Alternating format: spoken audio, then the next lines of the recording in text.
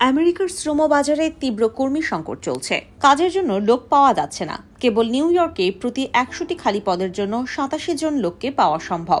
নির্মাণ, পরিবহন, বিভিন্ন ধরনের সেবা খাত সহ সর্বত্র মজুরি বৃদ্ধি করেও লোক পাওয়া যাচ্ছে না। চাকরির বাজারের এমন রমরমা অবস্থার সুযোগ অনেকেই গ্রহণ করছে। তবে বাংলাদেশি নতুন অভিবাসীদের অনেকেই চাকরির বাজারে চলমান চাঙ্গা অবস্থার সুযোগ গ্রহণ করতে পারছেন না। প্রয়োজনীয় তথ্য ও সংযোগের অভাবে অজানা থেকে যাচ্ছে আমেরিকায় নিজেকে গড়ে তোলার কৌশলটি।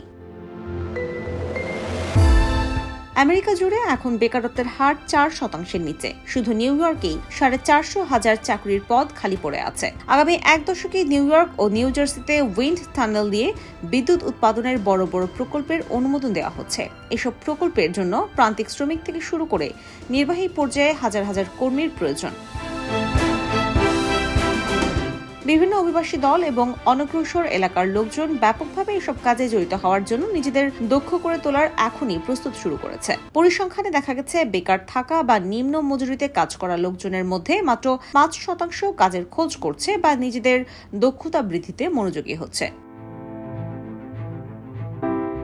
বিভিন্ন স্টেটে খালি পদের বিপরীতে লোক নেই, ফলে কাজকর্ম থমকে দাঁড়িয়েছে। এই নিয়ে ব্যবসায়ীদের মধ্যে উদ্বেগ বিরাজ করছে। ইউএস চেম্বার এবং ইউএস চেম্বার ফাউন্ডেশন ব্যবসা মালিকদের আমেরিকা ওয়ার্ক ইনিশিয়েটিভ নামের কর্মসূচির মাধ্যমে দক্ষ কর্মীদের সন্ধান ও শ্রম বাজারের উপযোগী করার জন্য নানা ধরনের সহযোগিতা করছে।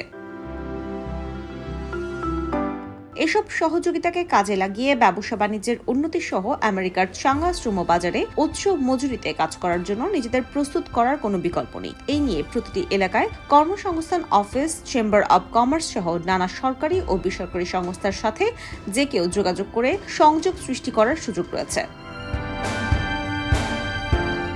সাম্প্রতিক ইতিহাসে চাকরির বাজারে এমন রমরমা অবস্থা কখনো দেখা যায়নি। মহামারীর সময়ে শ্রম বাজার থেকে ঝরে পড়া অনেক কর্মী আবার কাজে ফিরে যাননি।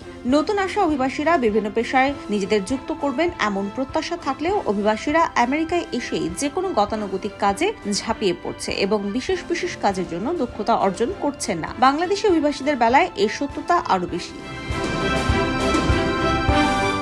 অধিকাংশ বাংলাদেশি আমেরিকায় আসে পূর্বসূরীদের পথ অনুসরণ করেন। নানা ধরনের ডেলিভারি, গাড়ি চালানো, হোটেল, রেস্তোরাঁয় কাজে নেমে পড়েছেন। কিছুদিন জড়িয়ে থাকার পর প্রান্তিক কোনো পেশা বদল করছেন না। আমেরিকায় বিভিন্ন সুযোগ সুবিধা কাজে লাগিয়ে এখানকার শ্রম বাজারের দক্ষ কর্মী হিসেবে অনেকেই নিজেকে উচ্চ আয়ের পেশায় যুক্ত করতে পারেন। এই নিয়ে নতুন আসা অভিবাসীদের যারা পথ দেখাতে পারেন তারাও কাজটি করছেন না। বাংলাদেশ থেকে আমেরিকায় আসা অভিবাসীরা অনেকেই প্রাতিষ্ঠানিক শিক্ষায় অগ্রসর। অনেকেই কলেজ, বিশ্ববিদ্যালয় পেরিয়ে এখানে এসে গাড়ি চালিয়ে বা হোটেল, রেস্তোরাঁয় কাজ করে জীবন পার করে দিচ্ছেন। কথার ফাঁকে অনেকেই অজুহাত হিসেবে বলেন ইংরেজি না জানার কারণে তারা এগোতে পারছেন না, যদিও যে কোনো বয়সে ইংরেজি শেখার সুযোগ রয়েছে। এছাড়া অভিবাসী বহুল নগরগুলোতে একবর্ণ ইংরেজি না জেনেও বহু পেশাজীবী কাজে তাদের এগিয়ে থাকতে দেখা যায়। আমেরিকায় মধ্য পর্যায়ে যে কোনো কাজের জন্য স্কুল গ্রাজুয়েশন হয়েছে কিনা তা জানতে চাওয়া হয়। বাংলাদেশ থেকে আসা অধিকাংশ নারী পুরুষ অভিবাসীরাই উচ্চ মাধ্যমিক পাস। এই শিক্ষাগত যোগ্যতা নিয়ে বহু উচ্চ আয়ের পেশায় যোগ দেওয়ার সুযোগ রয়েছে। ফেডারেল অর্থ ব্যবহার করে যত উন্নয়ন কাজ আমেরিকা জুড়ে হয়, সেসব কাজে কর্মী নিয়োগ সহ সংশ্লিষ্ট ব্যবসা বাণিজ্যে অনগ্রসর সম্প্রদায় থেকে কর্মী নিয়োগের বাধ্যবাধকতা থাকে। উদাহরণ হিসেবে বলা যায়, ফেডারেল থেকে বরাদ্দ অর্থের ব্যবহার করে কোনো আবাসিক প্রকল্প বা অবকাঠামো প্রকল্প গ্রহণ করা হলে এলাকা অনুযায়ী স্থানীয়ভাবে বসবাস করা লোকজনকে এসব প্রকল্পে সংযুক্ত করতে হয়। এমনকি অল্প আয় বা মধ্য আয়ের লোকজনকে একটি নির্দিষ্ট হারে নিয়োগ না দিলে বরাদ্দের অর্থ ছাড় পাওয়া যায় না। নিউ ইয়র্ক, নিউ জার্সি সহ বড় বড় স্টেটগুলোতে আগামী এক দশকে এমন অসংখ্য প্রকল্প বাস্তবায়নের অপেক্ষায়। এসব প্রকল্পের জন্য কর্মীদের প্রস্তুত করার জন্য বিভিন্ন শহরে বেশ কিছু সংস্থা কাজ করছে। সরকারের অর্থ সহযোগিতায় এসব সংস্থা জনশক্তির দক্ষতা বৃদ্ধির জন্য প্রশিক্ষণ দিচ্ছে। বিনামূল্যে প্রশিক্ষণ দেওয়া ছাড়াও প্রশিক্ষণ ভাতা, যাতায়াতের ব্যয় পর্যন্ত দেওয়া হচ্ছে।